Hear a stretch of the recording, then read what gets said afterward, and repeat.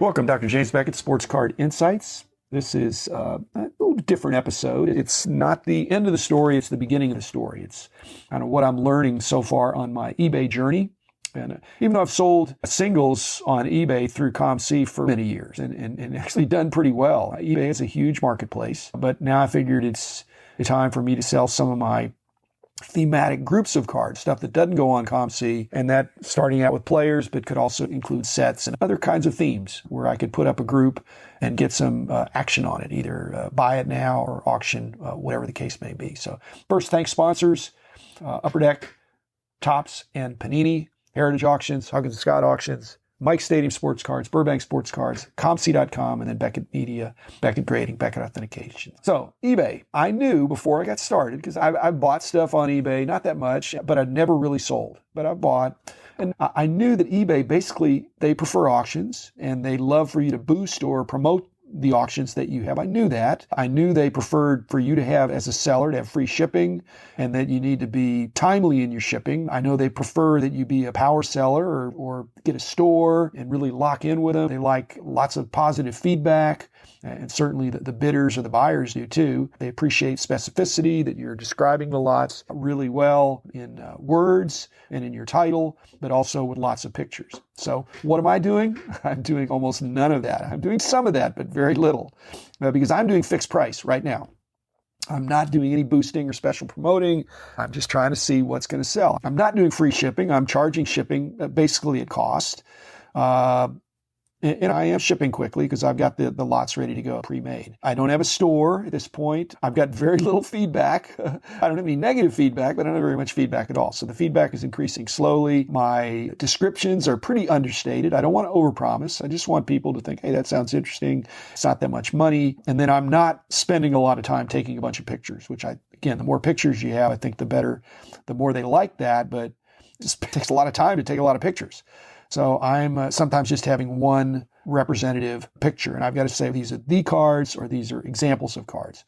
And in every case so far, they are the cards plus more. So again, this has been a little bit of a test.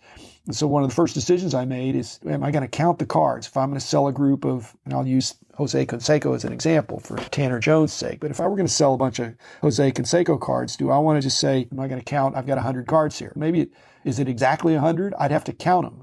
But if I put them in a 100 count box, I could say it's a 100 count box full of Jose Canseco cards. And they could figure out, well, maybe that's 90, maybe it's 100, maybe it's whatever. But if I counted, that's going to take time. I don't really want to spend a lot of time counting.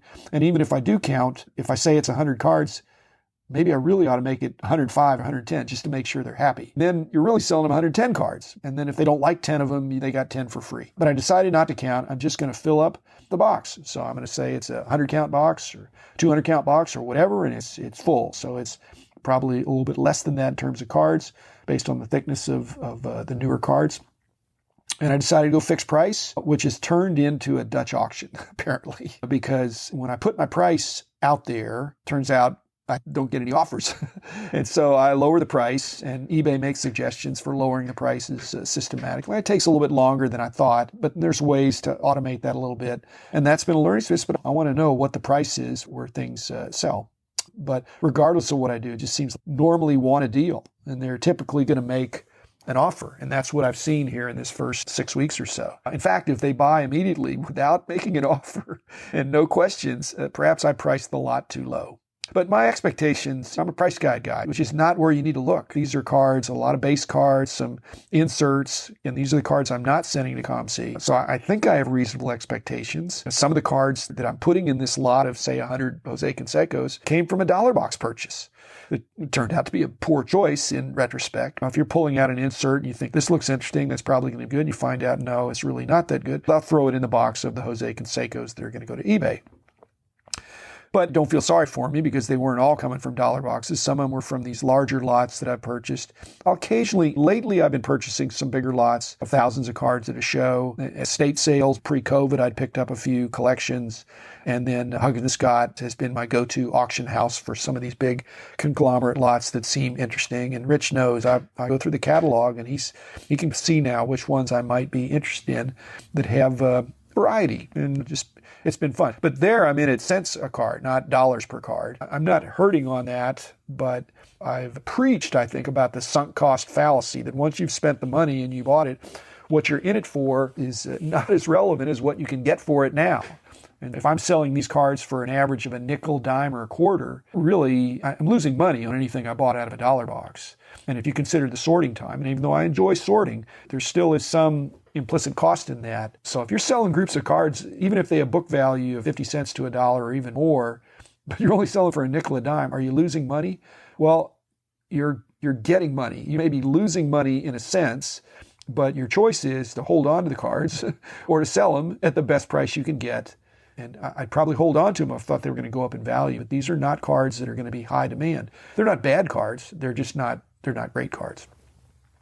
So what I've decided, to keep it simple, is I decided to sell kind of medium-sized lots so I could put them in the USPS, the United States Postal Service, flat rate padded envelope. So I got the lots pre-made, put them on the shelf.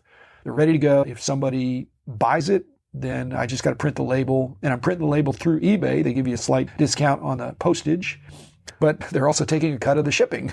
So if I'm charging for the shipping, they want a cut of that too, not just the price of the thing. And I've found that it's not simple to squeeze 800 cards, padded flat rate envelope. That you don't just slide it in there and close it off. It's trickier than I thought. And most of my lots are $50 plus or minus. And the reason that's good, again, not everybody wants to do this, but if you are doing this, that's your automatic insurance for that level of postage, and you get the tracking included, and you're probably not going to have problems with theft and the supposedly non-delivery. So I haven't had any shipments that have been lost. Now, if I were doing much more expensive stuff, that would be bad. And if I'm doing much cheaper, then it's not worth it. And I also found out that I didn't realize at the beginning is that I needed to be much more upfront explicitly about my willingness to combine shipping for multiple orders. And as soon as I did that, I started getting people to order more than one because it almost like getting free shipping for the second order. I thought that'd be obvious. Apparently, I'm going to be more explicit about it going forward. This month, however, I'm going to be trying some auctions because heretofore all I've been doing is fixed price, where I set the price, and if it don't get any interest, I'll lower it a little bit. So I'm just going to try some auctions. And I've talked about this for a long time, is that doing the auctions, the decision you make is how long the auction is, and I'll probably just do 7-day auctions. What minimum bid do you put on it? You put 99 cents, you may sell it for 99 cents if nobody sees it with Mr.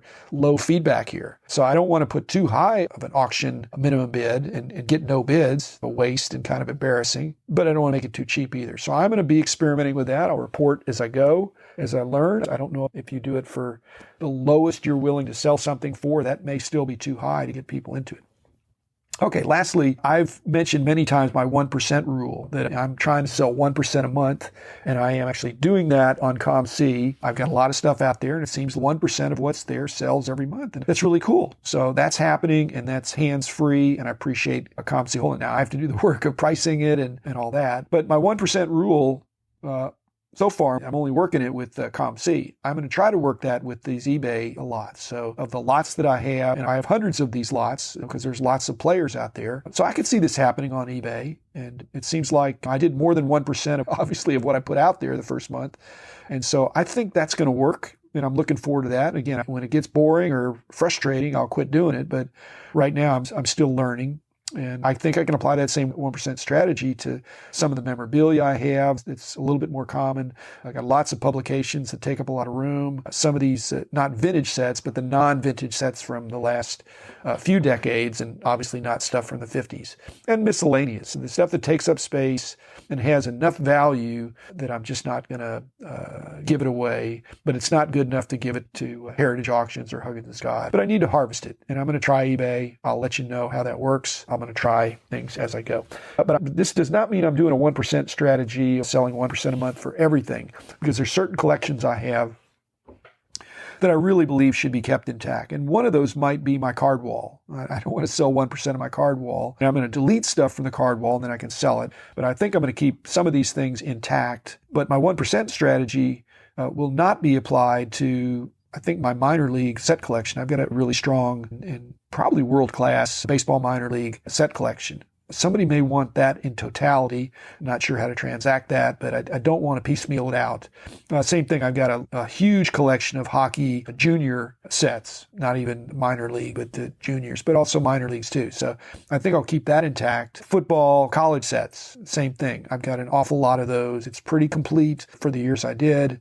And rather than selling one or two here and there and 1% a month, same thing with NASCAR diecast. I've got a number of boxes of NASCAR diecast. Probably keep them intact and sell to somebody that wants them all. And the sportscasters cards that have come up in some of these other podcasts, I've got a big hoard of those, a couple complete sets, I think.